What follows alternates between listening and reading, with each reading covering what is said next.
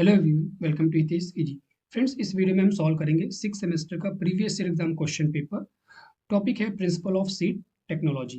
जो सेमेस्टर है ये कहीं किसी यूनिवर्सिटी में 4 सेमेस्टर में ये कोर्स है, कहीं पर 6 सेमेस्टर में, कहीं पर 2nd सेमेस्टर में। तो सेमेस्टर आपको नहीं देखना है, आपको टॉपिक देखना है सीड टेक्नोलॉजी या fundamental of seed technology, principle of seed technology. So उससे रिलेटेड जो भी क्वेश्चन रहेंगे इस टॉपिक पे रहेंगे। तो चलिए शुरू करते हैं। Question number 1, which variety of rice have no seed dormancy. Rice की कौन सी वेराइटी है जिसमें कोई भी डोरमेंसी नहीं पाई जाती। देखिए, सभी चीज में डोरमेंसी पाई जाती है, ठीक है। तो कौन सी राइस की वेराइटी है जिसमें डोरमेंसी नहीं पाई जाती है? मसूरी, साकेत 4, विजय या बाला। सो मसूरी कैसी वेराइटी है जिसमें डोरमेंसी नहीं पाई जाती है? ठीक है, ऑप्शन नंबर ए क्या हो जाएगा करेक्ट। कभी कभी फ्रूट क्रॉप का पूछता है, कौन सी फ्रूट क्रॉप है जिसमें डोरमेंसी नहीं पाई जाती है? तो जामुन में, ठीक है, जामुन में डोरमेंसी नहीं पाई जाती है। Then question number 2, central laboratory of Agmark is locate situated at. जो सेंट्रल लेबोरेटरी एग मार्क का वो कहाँ पर लोकेटेड है? It is located in Nagpur. Option number B क्या हो जाएगा correct. Central laboratory of Agmark is situated at Nagpur. Then question number 3, classes of quality seed is. कौन सी क्लास क्वालिटी सीड है? ट्रूथफुल लेबल सीड, जिसे हम टीएफ के नाम से जानते हैं, ठीक है, TF truthful label seed, TLF के नाम, टीएफएल के नाम से जानते हैं। Then registered seed, certified seed या नन ऑफ द अबव। पूछा है क्वालिटी सीड, तो quality classes of quality seed में कौन कौन सी सीड आती है? न्यूक्लियस, ब्रीडर लिख लीजिएगा, ठीक है, फाउंडेशन, देन सर्टिफाइड, ये हमारे आती है। रजिस्टर भी एक तरीके का क्लास ऑफ सीड है जो कि फाउंडेशन के बाद रजिस्टर्ड। बट क्या होता है कि इंडिया में रजिस्टर्ड सीड प्रोड्यूस नहीं की जाती है, ठीक है। तो यहाँ पर 4 क्लासेस हैं, कौन कौन सी? Nucleus, breeder, foundation and certified. तो यहाँ पर ऑप्शन नंबर सी क्या हो जाएगा करेक्ट, सर्टिफाइड। अगर इसमें से न्यूक्लियस, ब्रीडर, फाउंडेशन और कोई होता तो भी सही होता। Then question number 4, botanical name of lucerne is. Lucerne का बोटेनिकल नेम क्या है? Vigna radiata, Cajanus cajan, Pisum sativum या मेडिकागो सटाइवा। देखिए सभी का हम लोग बोटेनिकल नेम देखते हैं। विग्ना रेडियाटा किसको कहते हैं? मूंग बीन को, ठीक है, मूंग बीन को क्या बोलते हैं? विग्ना रेडियाटा। कैजानस कैजान किसको बोलते हैं? अरहर को, अरहर को या पीजन पी को, ठीक है, पीजन पी नाम याद रखना है। पीसम सटाइवम किसको बोलते हैं? पी यानी मटर को, ठीक है। तो ऑप्शन नंबर डी क्या हो जाएगा? मेडिकागो सटाइवा किसको बोटेनिकल नेम है? लूसर्न का। ऑप्शन नंबर डी क्या हो जाएगा करेक्ट। ये नाम भी सभी चीजें याद रखनी है। Then question number 5, goal of seed technology is. Seed technology का गोल क्या है? Assure high quality seed production, rapid multiplication, timely supply या ऑल ऑफ द अबव। तो सीड टेक्नोलॉजी का गोल क्या है कि कोई भी चीज क्वालिटी प्रोडक्शन दे हमें। Option number A rapid multiplication and timely supply, all of the above. Option number D क्या हो जाएगा करेक्ट, उपयुक्त सभी। Then question number 6, the important events involve in seed development and maturation are. कौन से important events हैं जो कि सीड डेवलपमेंट और मैचुरेशन में इन्वॉल्व होते हैं? पॉलिनेशन, फर्टिलाइजेशन, डिहाइड्रेशन, देन या ऑल ऑफ द अबव। तो सबसे पहले क्या होगा? पॉलिनेशन होगा। जब पॉलिनेशन हो जाएगा, सक्सेसफुल हो जाएगा, देन फर्टिलाइजेशन होगा। फर्टिलाइजेशन होने के बाद सीड में ड्राई मैटर एक्यूमुलेट होगा, देन वो डिहाइड्रेट होगा, ठीक है। तो ऑप्शन नंबर डी इसका भी क्या हो जाएगा correct, all of the above. The important event involve in seed development and maturation are pollination, fertilisation and dehydration, means option number D all of the above. The next question है question number 7, the maximum hybrid seeds of which crops are used in India. बहुत important question है, ठीक है। ज्यादातर बच्चे क्या लगा के आएंगे? पैडी, बट ये गलत है, पैडी नहीं, क्योंकि हम लोग ज्यादातर सुनते हैं hybrid rice, hybrid rice, hybrid rice, but option ये नहीं है। ऑप्शन होगा कॉटन, ठीक है। कॉटन में सबसे ज्यादा कॉटन जो है इंडिया में हाइब्रिड के रूप में यूज होता है। 50% जो एरिया है कॉटन का, उसका मतलब टोटल एरिया में से 50% जो एरिया कॉटन का है वो हाइब्रिड के अंदर है, मीन्स हाइब्रिड कॉटन यूज किया जाता है। सो ऑप्शन नंबर बी क्या हो जाएगा करेक्ट, पैडी नहीं होगा। Question number 8, mode of pollination in wheat. Wheat में पॉलिनेशन कैसा होता है? सेल्फ पॉलिनेशन होता है, क्रॉस पॉलिनेशन होता है, both A and B and all of the above. तो वीट में कैसा होता है? सेल्फ पॉलिनेशन, क्योंकि वीट एक क्लिस्टोगेमस क्रॉप है। क्लिस्टोगेमस मतलब होता है, क्लिस्टोगेमस मतलब होता है a flower which never opens, या ओपन भी होते हैं तो आफ्टर पॉलिनेशन नेम होते हैं cleistogamy. So question number 9 certification is not required for, कौन सी सीड के लिए सर्टिफिकेशन की रिक्वायरमेंट नहीं होती है? Foundation seed, registered seed, certified seed या ब्रीडर सीड। ठीक है, फाउंडेशन, रजिस्टर्ड एंड सर्टिफाइड, इनको सर्टिफिकेशन की नीड होती है, ठीक है, इनकी ज़रूरत होती है। ब्रीडर सीड को सर्टिफिकेशन की नहीं ज़रूरत पड़ती है। ऑप्शन नंबर डी क्या हो जाएगा? करेक्ट। जो मॉनिटरिंग टीम होती है वो उसको देख रेख करती है, ठीक है, उसको मॉनिटर करती है। मॉनिटरिंग टीम, ब्रीडर्स की मॉनिटरिंग टीम होती है, वो उसको मॉनिटर करती है। Then question number 10, the process that is not involve in seed processing is, कौन सा प्रोसेस है कि सीड प्रोसेसिंग में इन्वॉल्व नहीं है? क्लीनिंग, हार्वेस्टिंग, ड्राइंग या ऑल ऑफ द अबव। तो देखिए, क्लीनिंग जो हो गया ये भी हमारा पार्ट है सीड प्रोसेसिंग का, ड्राइंग भी पार्ट है, ग्रेडिंग हो गया, प्री ग्रेडिंग हो गया, ठीक है, प्री क्लीनिंग, ये सभी क्या है? सीड प्रोसेसिंग के पार्ट है। Harvesting is not a part of seed processing. So option number B क्या होगा यहाँ पर? Correct. Then question number 11, what are the channels of seed marketing? Seed marketing के चैनल्स कौन कौन से? Private sector, public sector, cooperative societies या all of the above. तो सीड हमारी प्राइवेट सेक्टर से भी मार्केटिंग की जाती है, पब्लिक सेक्टर से भी, और कोऑपरेटिव एजेंसीज हैं सभी। सो ऑप्शन नंबर यहाँ पर डी क्या हो जाएगा? करेक्ट, उपयुक्त सभी। फ्रेंड्स, प्रीवियस वीडियो, इससे पहले भी मैंने बहुत सारे वीडियो सीड टेक्नोलॉजी पर बनाए हैं, जहाँ पर सब्जेक्टिव टाइप भी हैं, ऑब्जेक्टिव टाइप भी है, तो उनको आप लोग देख लीजिएगा। इंपॉर्टेंट हैं इसलिए बता रहा हूँ क्योंकि बहुत सारे क्वेश्चंस आपके आते हैं वहाँ से। Question number 12, often cross pollinated crops are cotton, अरहर, बोथ ए एंड बी या नन ऑफ दी अबव। ठीक है, बहुत इंपॉर्टेंट क्वेश्चन है और मोस्टली यही दो क्रॉप पूछी जाती है कौन कौन से क्रॉस पॉलिनेटेड क्रॉप के अंदर आते हैं। तो option number A and B means option number C क्या हो जाएगा? दोनों करेक्ट है, ठीक है, both A and B. Often cross pollinated के अंदर कॉटन, अरहर आता है और बार बार मतलब एग्जाम में अक्सर यही दो क्रॉप को पूछा जाता है। Question number 13, development of functional megaspore from MMC megaspore mother cell. MMC का फुल फॉर्म क्या है?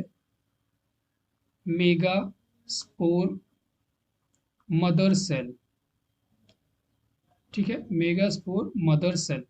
तो development of functional megaspore from MMC is called as megasporogenesis. क्या बोलेंगे? मेगा स्पोर का डेवलपमेंट पे हो रहा है तो sporogenesis, development of spore is called as sporogenesis. अब यहीं पर अगर हमारा होता कि माइक्रोस्पोर, तो माइक्रोस्पोर में क्या हो जाएगा? माइक्रोस्पोरोजेनेसिस, ठीक है। सो ऑप्शन नंबर ए क्या हो जाएगा? Correct. Then question number 14, classification of seed on the basis of size, shape and color is called as cleaning, grading, packaging या none of the above। तो किसी भी सीड को उसके साइज पर, शेप पर, कलर पर क्लासिफाई करना, अलग अलग करना क्या कहलाता है? ग्रेडिंग कहलाता है। ऑप्शन नंबर बी क्या हो जाएगा? Correct. Then question number 15, maximum moisture content for safe storage of अरहर। अरहर की जो सीड होती है मिस पल्सेस, उनके लिए जो सेफ मॉइस्चर कंटेंट है वो कितना होता है? बिलो 10%। तो ऑप्शन नंबर डी क्या हो जाएगा? करेक्ट, ठीक है। कहीं पर आपको 9% भी मिलेगा, कहीं पर बिलो 10% लिखा रहेगा, 8% भी लिखा रहता है कहीं कहीं पर। बाकी जो वेजिटेबल सीड उनके लिए 6% या 5% उनके लिए मॉइस्चर कंटेंट पर उनको स्टोर किया जाता है। सो ऑप्शन नंबर डी क्या हो जाएगा? करेक्ट। अगर सीरियल की बात करता है तो 12%, ठीक है, सीरियल के लिए 12%, स्पेशली राइस का बोलेगा तो 13%। ये चीज़ें याद रखनी है। Then question number 14, botanical name of Indian cotton is. Indian cotton का बोटेनिकल नेम क्या है? मैं नहीं बताऊंगा, आप लोग को जहाँ से भी देखें आप लोग बताइएगा कि इंडियन इसलिए पूछ रहा हूँ क्योंकि बहुत आसान चीज़ है। कॉटन के जब नेम पढ़ेंगे उनका, कहाँ, एक चीज़ और है, उनका क्रोमोजोम नंबर भी बताना है, ठीक है। क्रोमोजोम नंबर कौन होता है और कॉटन कौन सी फैमिली को बिलोंग करती है। कॉटन के बारे में आपको क्या क्या पढ़ना है? कॉटन का ऑरिजिन पढ़ना है, क्रोमोजोम नंबर पढ़ना है, ये जितने भी 4 स्पीसीज होती है, हिस्टम, बार्बडेंस, हार्बेसियम और अर्बोरियम, इनका, इनके बारे में पढ़ना, कौन सा अमेरिकन कॉटन है, कौन सा इंडियन कॉटन है, ठीक है, ये चीज़ें, यूरोपियन कॉटन, ये सब चीज़ों के बारे में पढ़ना, और फैमिली, इतनी चीज़ें आपको पता होनी चाहिए। किसी भी क्रॉप का बेसिक चीज़ें हैं ये। तो इसका आंसर आप लोग को कमेंट बताना कि इसका आंसर क्या होगा? हिर्सुटम होगा, बार्बडेंस होगा, हार्बेसियम होगा या आर्बोरियम होगा। लगभग लगभग बच्चों को पता होगा, तो आप लोग कमेंट कीजिएगा सही आंसर क्या होगा। Question number 17, minimum genetic purity required for breeder seed is. Breeder seed के लिए जो मिनिमम जेनेटिक प्योरिटी की रिक्वायरमेंट होती है वो कितनी होती है? देखिए, सबसे ज़्यादा अगर जेनेटिक प्योरिटी कौन सा? Nucleus, then breeder, then foundation, then certified, ठीक है, जेनेटिक प्योरिटी। देन उसके बाद हाइब्रिड। हाइब्रिड की आपको बता देता हूँ कितनी होती है, 95% हाइब्रिड की, ठीक है, पूछा जाता है हाइब्रिड की 95% जेनेटिक प्योरिटी होती है, मिनिमम इतनी होनी चाहिए। तो आप लोग बताएंगे सबसे ज़्यादा किसकी होती है, न्यूक्लियस ब्रीडर 99 या 100%, इसकी 100%, देन ब्रीडर की 99 या 100%। सो ऑप्शन नंबर बी क्या हो जाएगा, करेक्ट, ठीक है।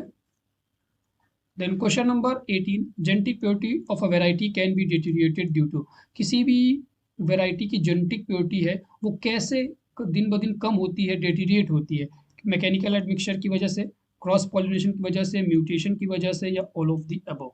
So mechanical mixture, cross pollination, mutation, natural crossing, cross pollination and natural crossing, ये सभी क्या है, जेनेटिक प्योरिटी को डिटीरिएट करते हैं। सो ऑप्शन नंबर डी क्या हो जाएगा, ऑल ऑफ दी अबव, ठीक है, option number D all of the above सभी क्या है, वैरायटी को डिटीरिएट करने के लिए इंपॉर्टेंट है ये सब। Question number 19, breeder seed is a progeny of nucleus seed, foundation seed, registered seed, या नॉन ऑफ दी अबव। अब प्रोजनी को याद कैसे रखना है, देखिए, nucleus seed, then breeder seed, then foundation seed, then certified seed. Breeder seed की progeny क्या होगी, न्यूक्लियस सीड, मतलब न्यूक्लियस सीड किसकी प्रोजनी है, ब्रीडर की। अब फाउंडेशन की प्रोजनी क्या होगी, ब्रीडर। सर्टिफाइड की प्रोजनी क्या होगी, फाउंडेशन। क्वेश्चन पूछने का तरीका अलग हो सकता है बट सेम रहेगा। जैसे क्वेश्चन पूछेगा breeder seed is a progeny of, ठीक है, मतलब breeder seed is a progeny of, breeder seed किसकी प्रोजनी, प्रोजनी मतलब हो गया संतान, ब्रीडर सीड किसकी संतान है, तो न्यूक्लियस की है, ठीक है। तो ऑप्शन नंबर यहाँ पर ए क्या हो जाएगा, करेक्ट।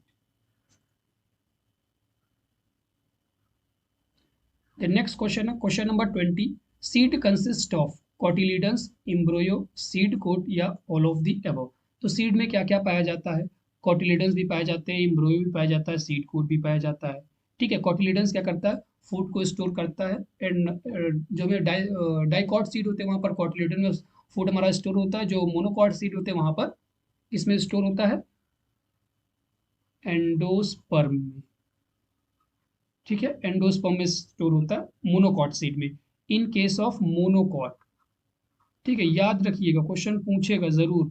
और यहाँ पर डाइकॉट में जो फूड स्टोर होता है वो कॉटिलीडन में, एंडोस्पर्म में, मोनोकॉट में स्टोर होता है एम्ब्रियो, आप लोग जानते ही हैं, जिसे हिंदी में भ्रूण बोलते हैं। देन सीड कोट जो आफ्टर कवरिंग होती है, जो कि सीड को प्रोटेक्ट करती है from various adverse condition, that is called seed coat. So option number D क्या हो जाएगा, all of the above.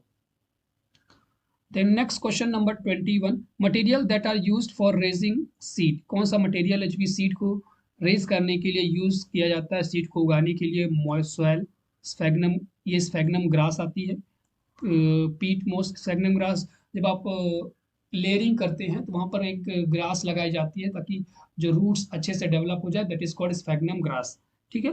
Then पीट मॉस, या ऑल ऑफ द अबव। तो सभी मटेरियल्स हम यूज करते हैं सीड को रेज करने के लिए। सो ऑप्शन नंबर डी क्या होगा यहाँ पर, correct. Then question number 22, the tag colour of tag stitch on the bag of foundation seed, foundation seed पर कौन सा जो टैग है वो स्टिच किया जाता है। तो देखिए सभी टैग के बारे में पढ़ेंगे। गोल्डन येलो किस में होता है, ब्रीडर, ठीक है, गोल्डन येलो ब्रीडर। इसका जो टैग का साइज होता है वो कितना होता है, 6x12 सेंटीमीटर, ये लिखते जाइएगा, बहुत ज़्यादा इंपॉर्टेंट है। देन पर्पल किसका होता है, रजिस्टर्ड, ठीक है, बट ये हमसे पूछता नहीं क्योंकि हमारे यहाँ रजिस्टर्ड सीड प्रोड्यूस नहीं होती है। व्हाइट होता है फाउंडेशन, ठीक है, फाउंडेशन।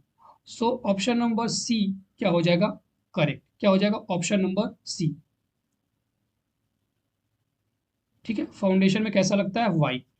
अगर फिर उसके बाद करते हैं हम लोग पर्पल, तो सॉरी ब्लू, ब्लू किस में लगता है, ब्लू लगता है सर्टिफाइड में। और एक कभी कभी पूछ लेता ऑपल ग्रीन, ऑपल ग्रीन में कौन सा लगता है, कि किस में लगता है, ट्रुथफुल लेबल सीड, ठीक है, जो ट्रुथफुल लेबल सीड होती है उसमें ऑपल ग्रीन लगता है।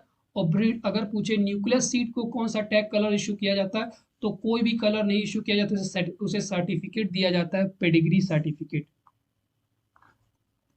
ठीक है, कौन सा, पेडिग्री सर्टिफिकेट इशू किया जाता है, ना कि कोई टैग कलर। इतनी चीजें याद रखनी है। Then question number 23. Tetrazolium chloride is used for testing of seed germination, viability, both A and B या none of the above. तो टेट्राजोलियम किसके लिए यूज करते हैं? Seed viability. Option number B क्या हो जाएगा? Correct. Then question number 24. Excess water of grain is removed through, जो एक्सेस वाटर है ग्रेन से कैसे रिमूव करेंगे? मैकेनिकल ड्राइंग से करेंगे, केमिकल ड्राइंग से करेंगे, इलेक्ट्रिक ड्राइंग से करेंगे या all of the above. So excess water from the grain is removed through, mechanical drawing से भी कर सकते हैं, ठीक है, केमिकल से भी यूज कर सकते हैं ड्राइंग करने के लिए, इलेक्ट्रिक ड्राइंग का भी यूज कर सकते हैं। मीन्स ऑप्शन नंबर डी इसका क्या हो जाएगा? उपयुक्त सभी। Then question number 25. Germination of seed is inhibited by infrared light, ultraviolet light, blue light या ग्रीन लाइट। इन जो जर्मिनेशन है सीड का किस चीज से इनहिबिट होता है, रुक जाता है, तो वो इंफ्रारेड लाइट। ऑप्शन नंबर ए क्या हो जाएगा इसका? करेक्ट। ठीक है। फोटोसिंथेसिस में सबसे ज्यादा कौन सी लाइट एब्जॉर्ब होती है? तो ब्लू लाइट मैक्सिमम एब्जॉर्ब होती है, ये क्वेश्चन याद रखना है, पूछ लिया जा सकता है, और ग्रीन लाइट मिनिमम। ठीक है, ग्रीन लाइट मिनिमम एब्जॉर्ब होती है, ब्लू लाइट सबसे ज्यादा एब्जॉर्ब होती है फोटोसिंथेसिस के समय।